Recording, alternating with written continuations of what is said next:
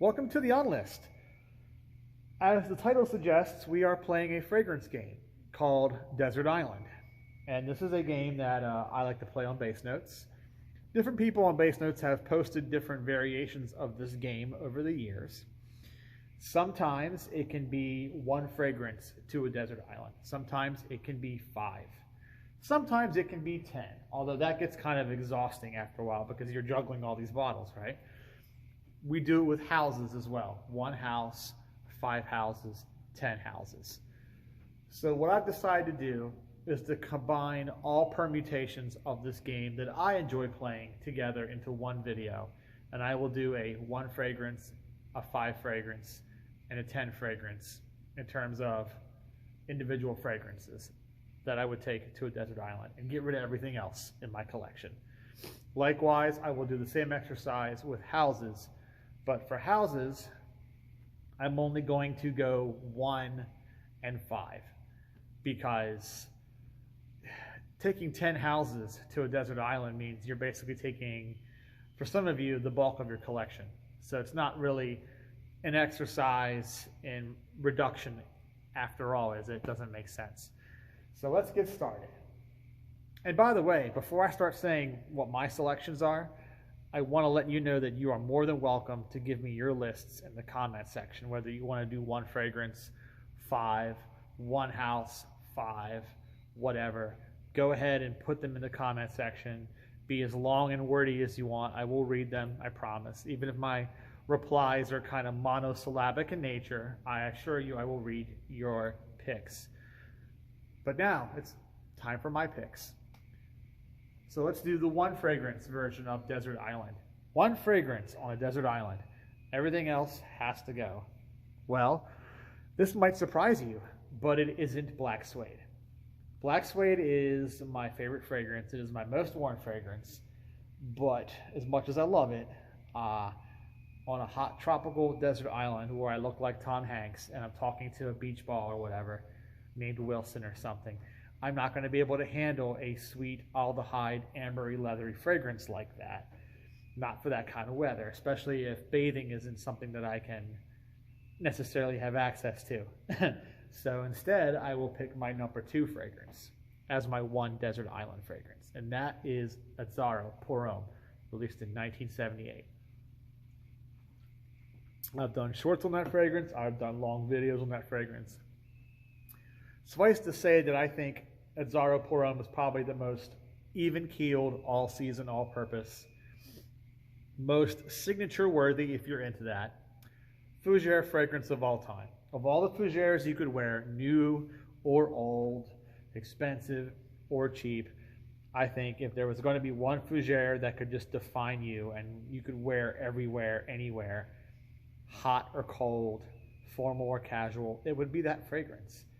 And for that reason, it's perfect as a 1 fragrance for a desert island. It would be okay in high, humid, tropical heat, but it would also be okay when the sun goes down and it gets a little bit cooler. If we were to expand this list out to 5, then yes, I could go, all right, black suede is number 2, and my other most worns come in at 3, 4, and 5, which means Eau Sauvage, Moustache, which there's 2 Runitskas right there, come along with. And then number 5 is going to be Terre de Hermes by Jean-Claude Elena by the House of Hermes. Most of my most worn fragrances, with the exception of black suede, are relatively light, relatively transparent. You know, Terre de Hermes, Eau Sauvage, Moustache, Azzaro, all of those are fragrances that you can wear in hot weather. All of them. So that kind of tells you that I kind of prefer more of a transparent cloud than I do a big suffocating wall of scent. So even though I love my powerhouses, okay, I love my heavy powerhouses, I actually reach for them a lot less than my enthusiasm may indicate. My enthusiasm for Antaeus kind of belies how little I actually wear the fragrance. I do wear it. When I wear it, I love it, okay? But I have to be in the mood for that. And I am not in the mood for that as often as one might think. Now we are moving to 10 fragrances. 10 fragrances allows me to include a little more variety beyond the transparent light stuff. So yes, we see fragrances like Antaeus enter the mix. So at 6 comes Antaeus, at 7 comes Koros, at 8 comes Drakkar Noir, at 9 comes Eternity for Men, and then at number 10, I am going to have Bogart One Man Show. So, yeah, all those were in the 80s, weren't they? And I know I pick on you guys that obsess about the 80s so much, but see, that's the thing is I have self-awareness, which is why I would never like seriously actually talk shit about you. I joke and make fun of you and stuff. Hee hee ha ha, you know, Monty Python, like I said, do a little bit of fun ribbing, but I would never seriously criticize because clearly all of my favorite fragrances, with the exception of maybe a couple, are all in the 80s too. So I'm right there with you, okay? We're all in the same pot.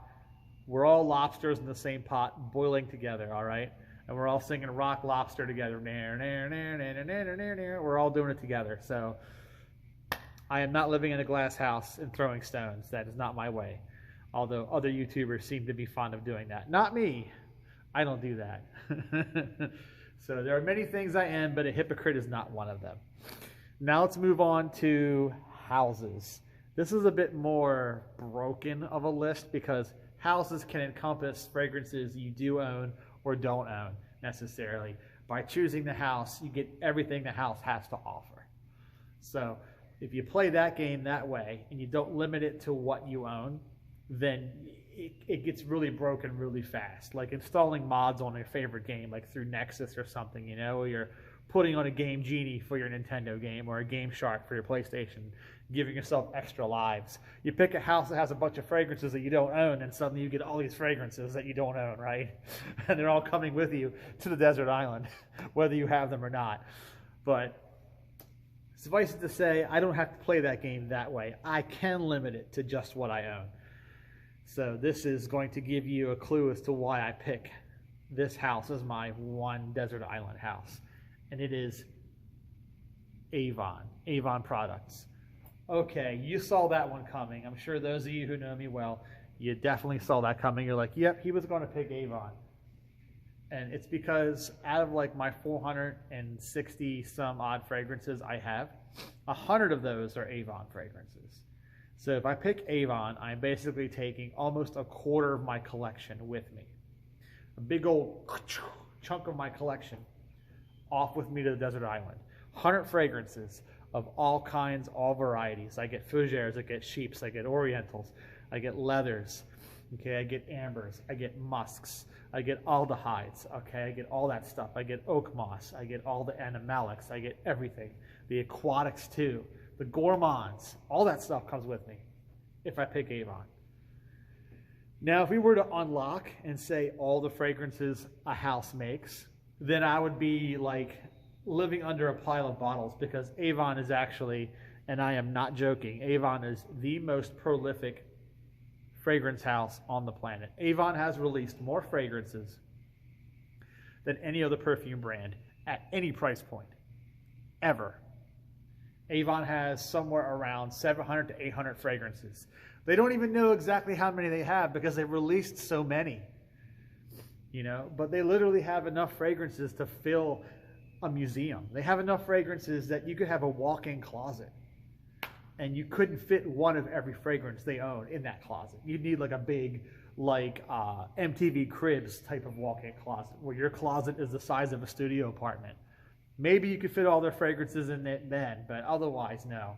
So if we played the Unlock the House game, then yeah, I would end up with like 800 some odd fragrances if I picked Avon. So why wouldn't I? That only makes sense. That can only but make sense. It can't do anything else. If we expand it out to 5, and I'm not doing 10, like I said, I feel like 10 houses is too much. Let's restrain ourselves here and pick 5. We move past 1. Yeah, I sounded English there. Move past 1. Then 2, 3, 4, and 5 would be Chanel, Guerlain, Dior, YSL. Of course, why not? Chanel, Egoiste, number 19, number 5. You know, Antaeus, Cristal, Paul Monsieur, both versions, Paul Monsieur. All the less exclusives. No-brainer. Dior, again, Dior's no-brainer.